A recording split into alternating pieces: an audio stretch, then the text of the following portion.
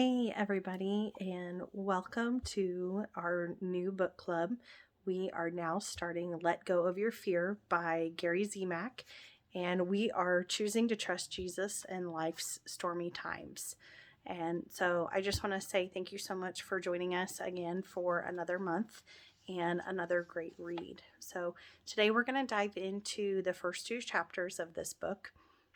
And Gary is really trying to teach us how to put all of our eggs in Jesus's basket and really to learn to let go of some of our self-control, some of these things that we just want to really cling to, and really just put our faith and our trust in Jesus. And so as we go, we're going to explore chapter 1, and it's called Don't Be Afraid of the Dark.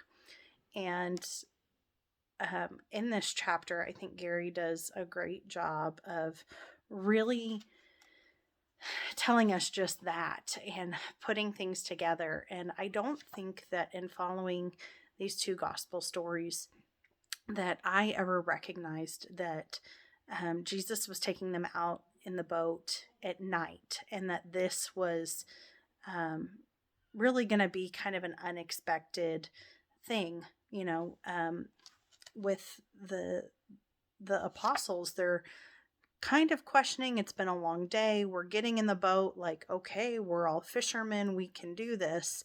But the correlation that he draws here and what we need to recognize in our own lives is sometimes not sometimes, we need to remember that we can't go to all of the worry and the anxiety. And as he points out, we can't look into everything that's not there yet. And that's where we get tangled up. And so they have to trust that Jesus is saying, okay, we're going to cross the Sea of Galilee. So let's get in the boat and let's do this. It's night. It's not the daytime. We're not fishing. But okay, we're going to do this. And I'm sure there's still some angst there, but they all get in the boat willingly, and they're going.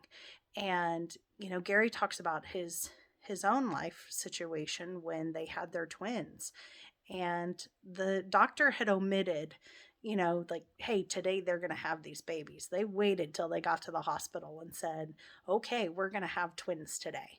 And sometimes we don't need all the extra information. We have to, again, not play the what if game, not play the 1,000 questions, and we have to trust our situation to a point. There are some situations, of course, it's very good to ask questions. It's very good to prepare.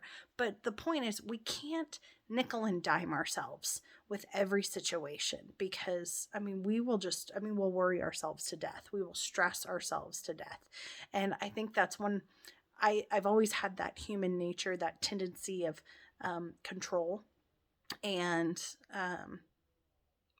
the wanting to pre-plan everything. Really, I didn't think about it before, but that type A personality. And so my husband is a very go with the flow, relaxed, we are complete opposites.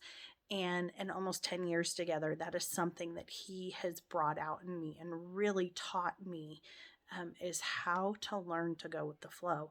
And I don't have to have everything scheduled, and I don't have to go through racking my brain about a million trajectory points of how a situation could go. And sometimes you just have to be in the moment, and you have to trust the moment. You have to enjoy the moment. So I'm so grateful for that. But more importantly, I love on page 5, it says, Jesus had an important lesson to teach those in his inner circle. He wanted to teach them that he, the Son of God, was more powerful than the forces of nature. Additionally, he wanted them to get used to the idea that they could turn to him in times of trouble. And the only way for Jesus to impress these lessons upon his followers effectively was to leave the crowd behind and to silence the competing voices, many of which contradicted the lesson Jesus wanted to deliver. So we have to remove ourselves from some of these situations where the noise is just too much. And I think we've all been there with social media, whether it's the news, sometimes there's too much extra noise, and we need that peace. We need that quiet. We need to find his voice in all of this other madness and all of this other chaos. And so that's what he's leading them to. And so as we go to talk about this, we don't always know what's on the other side, and we have to start that journey of trust with him. And this is going to be step by step as we go through this book. So I want you to think about these. I like the reflection questions at the end of this chapter. And it says, how do you think the apostles would have reacted when Jesus asked them to get in the boat if they had known a storm was coming? None of us can predict the future. Why do you think God designed it that way? Why do you think Jesus instructed the apostles to get into the boat and head out into the darkness? Couldn't he have taught him the same lesson on the land?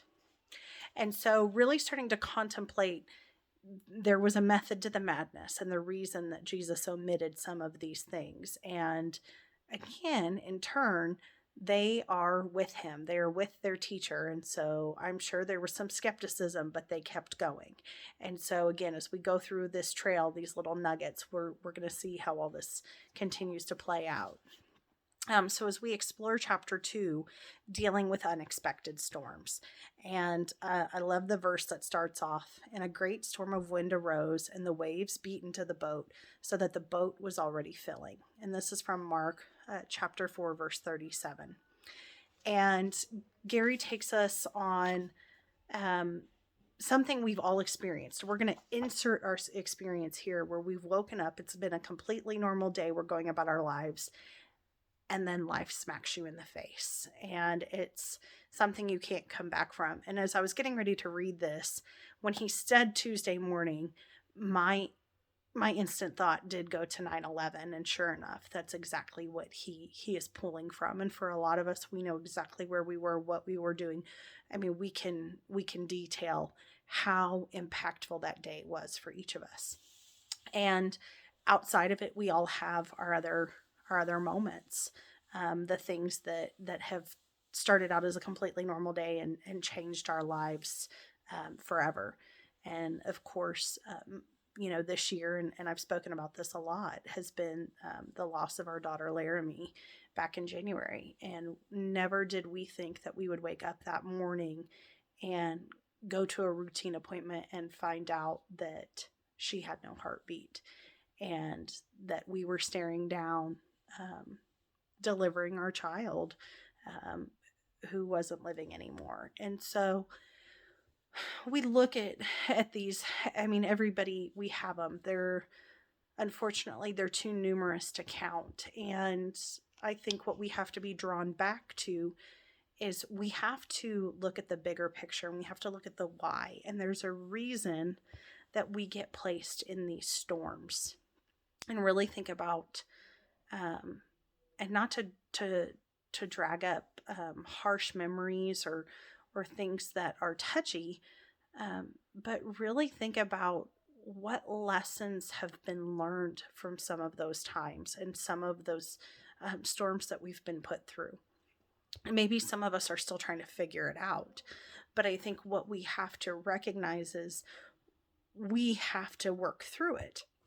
We have to search for this reasoning behind it and this recognition, and all of that centers back around trusting Jesus and trusting God and the divine plan. And I will say one of the things that I can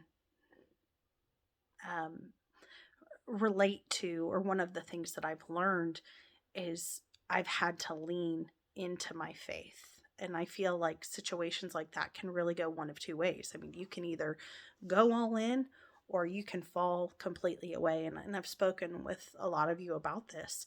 And if I hadn't leaned into my faith when all of this happened, I don't know that I'd be here right now. And that's a hard reality, but I had to cling to God because I didn't know what else to do. And I was hurting and I was angry. And I mean, there's still a lot of days I go through it. I'm going through the grief process still, but continuing to keep that open dialogue and to pray and ask for help and understanding and recognition and the bigger picture keeps me in communion with God. And at the end of the day, that's what we have to do. And I have to trust in his plan. Doesn't mean I always have to like it, but I have to trust in it. And I have to know that there's a bigger reason beyond me. And every day, whether I recognize it or not, I'm slowly peeling back. I'm getting a piece to the puzzle here and there on why this happened. And I have to search for the beauty in that. And so that is one thing that as we look through these storms, we have to continue to recognize what it is. It says, while we cannot react in many different ways, panic is one of the more common choices. Just because it's common, however, doesn't make it a good choice. When faced with a hopeless situation, panicking is one of the worst possible things to do. And so we have to make sure that we find ways to center ourselves. For some, it could be spending time in meditation. For others, it could be praying a rosary. It could be adoration. It could be going to mass. I mean, there's multiple ways, but we have to find that comfort zone and that place that we feel safe within the storm. And I kind of think of it almost like the eye of the storm. So as we wrap up chapter 2, I like some of these reflection questions again. But the first one is, try to recall a time when your life was changed in the blink of an eye. What was your initial reaction? Did your reaction change over time? And if so, why? And the next question, when faced with a situation that appears to be hopeless, do you typically pray for a miracle? Do you pray at all? Why or why not? And then the last question, how would you have responded to this situation if you were one of the apostles in the boat? So you're being thrown into this storm. All of these things are happening. I can't imagine the reaction that it would be to panic as you're being twisted and turned and, bounding upon these waves. And so thinking about that and how that parallels with one of these situations or these examples that you've experienced, and how did you handle it? What were your emotions being drawn out? So again, I hope you guys are enjoying this book so far, and I look forward to meeting with you again tomorrow to go through chapters 3 and 4. So I hope you guys have a great night.